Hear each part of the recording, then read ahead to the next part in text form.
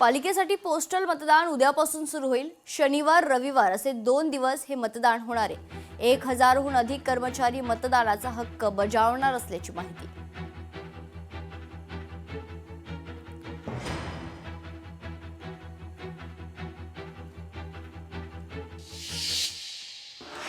पुढच्या आणखी एक महत्त्वाच्या बातमीकडे। पिंपरी चिंचवड सभेत बोलताना मी कामाचा माणूस आहे।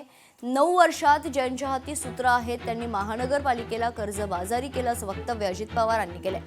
भोसरीमध्ये 70 लाखांचा पादचारी पूल 7 कोटींवर नेलाय। तिथल्या नेत्याचा हा कारभार आहे। अजित पवारांची आमदार महेश लांडगेंवर टीका पाहायला मिळते।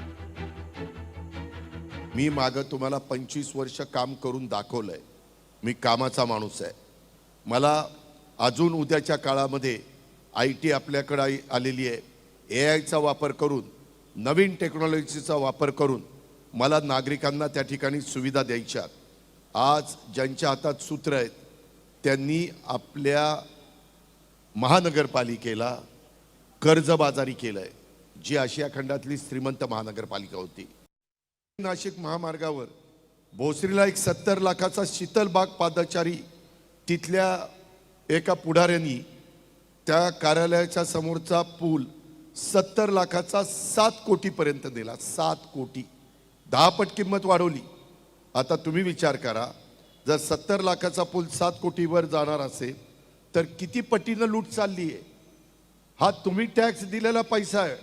स्मार्ट सिटीच्या नावे काही इथलेच लोकप्रतिनिधी त्यांच्या स्वतःच्या लोकांना कामं देत आहेत।